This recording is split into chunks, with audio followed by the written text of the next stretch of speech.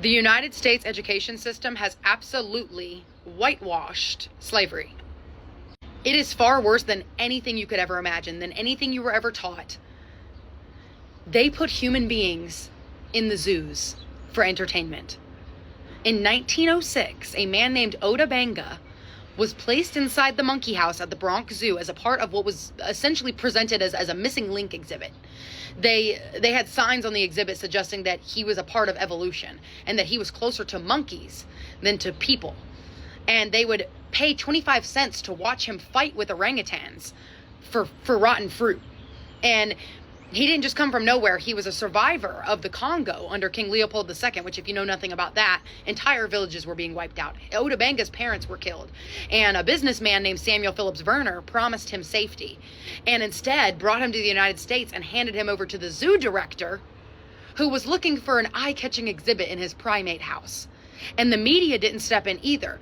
Propaganda was so strong in the United States at the time that even the New York Times reported on Ota Benga in a way that basically suggested he was lucky to be housed and to be fed.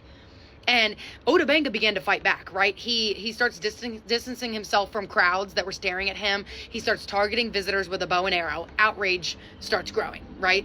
Especially from black communities and black pastors, specifically in Harlem. And this public pressure is what finally forced their hand, and he was released. And he gets sent to work at a tobacco factory in Virginia.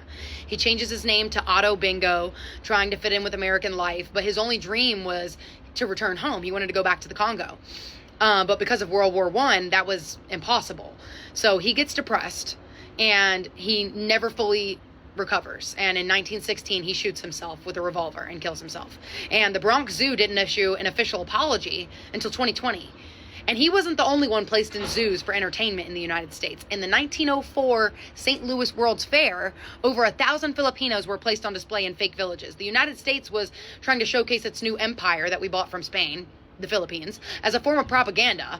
So they buy a 47-acre Philippine reservation, and the goal was to make the Filipinos out to be uncivilized and justify why the United States needed to rule the Philippines. So they forced them to perform and to act primitive, and even made the Igorot people repeatedly kill and eat dogs in front of crowds because it shocked the white Americans.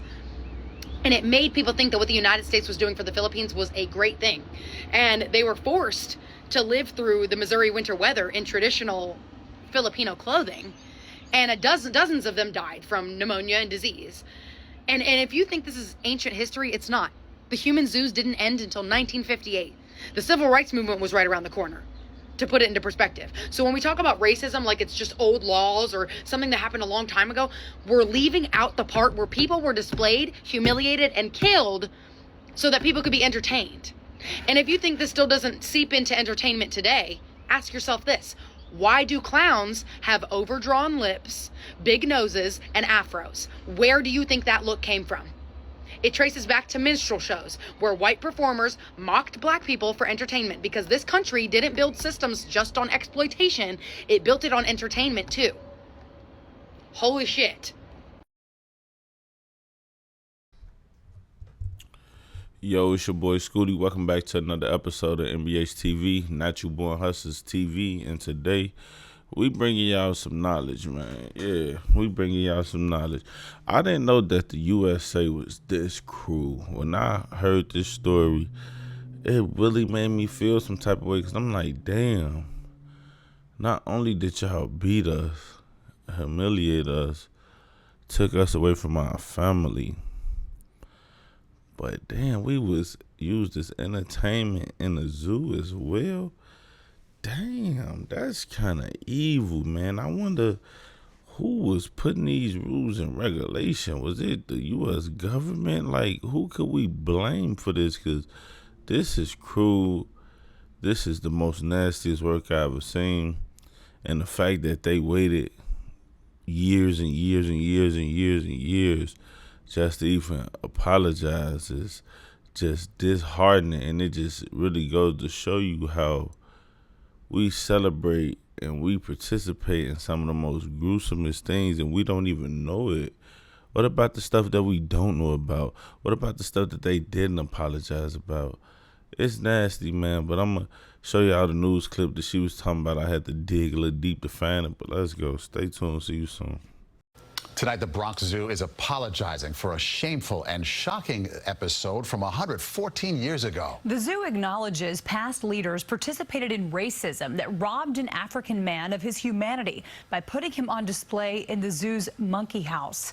CBS 2's Tony Aiello reports. The story of Ota Benga shocks the conscience, a tale of cruelty and moral failing, told in Pamela Newkirk's book, Spectacle. He was hunted in the Congo with the explicit consent of the U.S. government. Now, the Wildlife Conservation Society is apologizing for the role played by early 20th century leadership of the Bronx Zoo. A white businessman brought Benga and other Africans to the U.S. to be displayed first at an exposition in St. Louis. Then in 1906, Benga was exhibited in the zoo's monkey house, a shameful spectacle that drew hundreds of New Yorkers. What they said is that he belonged to a degraded species, came from the lowest form of humanity. It outraged black ministers who quickly organized. Even in the midst of protests in New York City, Mayor McClellan looked the other way. In a letter sent to staff worldwide on Juneteenth, but just recently made public, the WCS apologized and condemned the, quote, disgraceful treatment of Benga, saying, we must confront our organization's historic role in promoting racial injustice.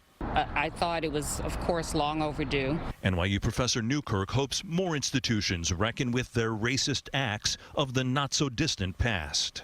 And looking at the myriad ways it has been embedded in every institution in American life. In 1906, black ministers arranged for Benga to move to an orphanage and then a home in Virginia. He took his own life in 1916, depressed that World War I prevented his return to Africa. There's a memorial plaque in Virginia. Newkirk thinks one is needed in the Bronx to humanize a man who suffered such inhumanity. Tony Aiello, CBS 2 News.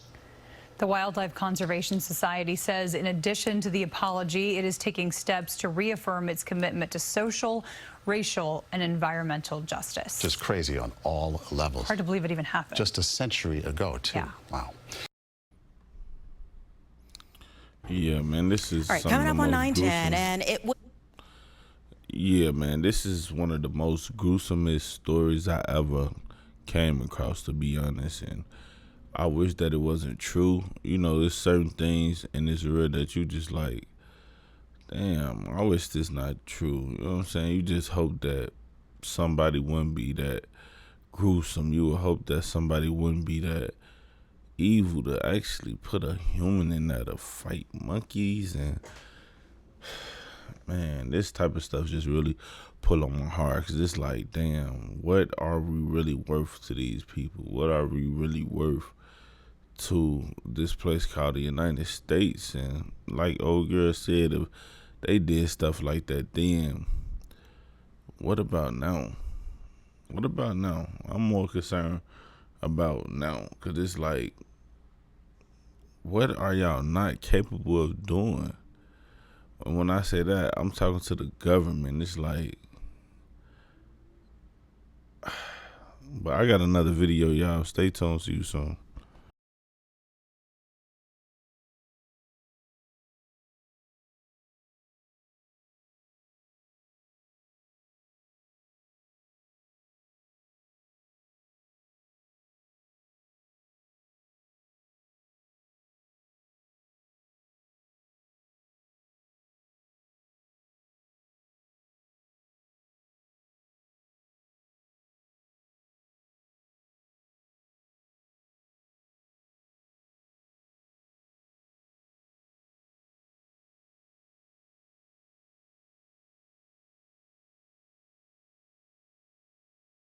The United States